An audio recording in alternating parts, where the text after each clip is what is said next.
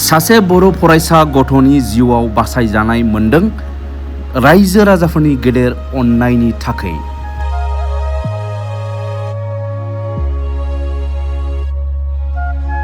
सादों गाराया एसे सायोना रायजोफोरनि अननाय डनेसना बेसेबांसो बायदि ओंखारदों आब'?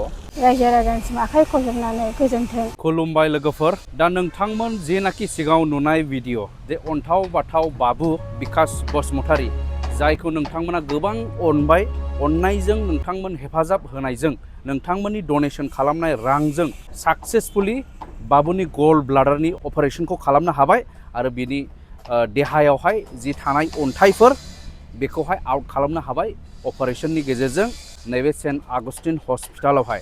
दा बेनिखाय नोंथांमोनखौ जोबोद साबायखर बावदों, जोबोद हामबाय होनदों।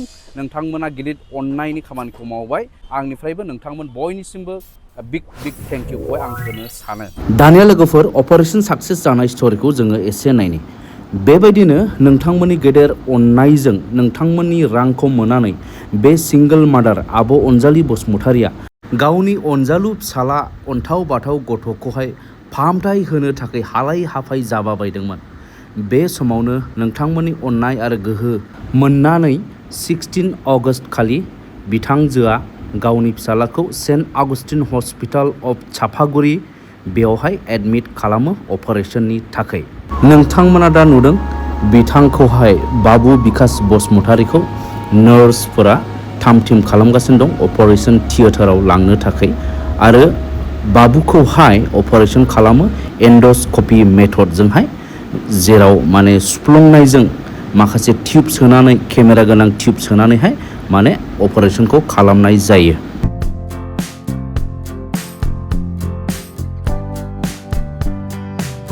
बेबायदिनो अपारेशन साक्सेसफुल जानायनि उनाव जाय दिनाव डिस्चार्ज जागोन एबा रिलिज जागोन बे दिनाव आं भिजिट खालामदोंमोन। दा नोंथांमोना नायदोनै। दा आं भिजिट खालामनानै नुफैबाय बाबुखौ। बाबुनि उदैयाव बेबायदि सुफ्लंनानै प्लास्टार होथेनायखौ नुनो मोनबाय। साखाथियाव दङ बिमा।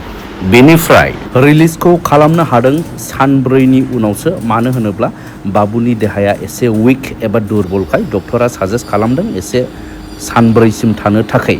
बेनिफ्राय दा रिलिज खालामनो थाखाय गारिखौ लानानै फैबाय। दा बेवहाय बाबुखौ थिखांनानै लांसिगोन जाय जायगायावहाय बिथांमोना थायो।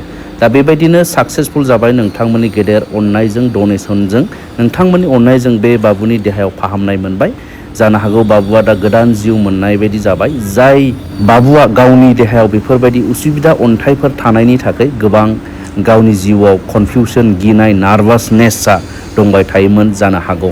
दा बाबुआ नायदोनै खाथिनिफ्राय सादोंना माथो बाबु? सादों गाराया एसे सायोना?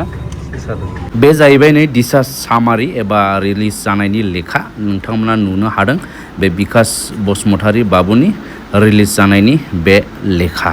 दानिया जोङो बेनि जाय बिमा सिंगल मादार आब' अनजालि बसुमतारी दा बिथाङा एसे फोरमायनांगौ दं बयनिसिमबो। दा नोंथांमोना बेखौ खोनासंना लानो हागोन। रायजोफोरनि अननाय डनेसना बेसेबांसो बायदि ओंखारदों आब'?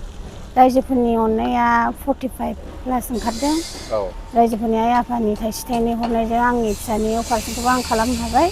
बाखिखिनिखौ नोंसोरनो अननानै आंनि फिसानि मोखांखौ नायनानै जा एसे थाइसे थाइनै हरदों बेजों आंनि फिसानि गल ब्लाडारनि अन्थाइखौ दिनै अपारेशन खालामलांनो हाबाय।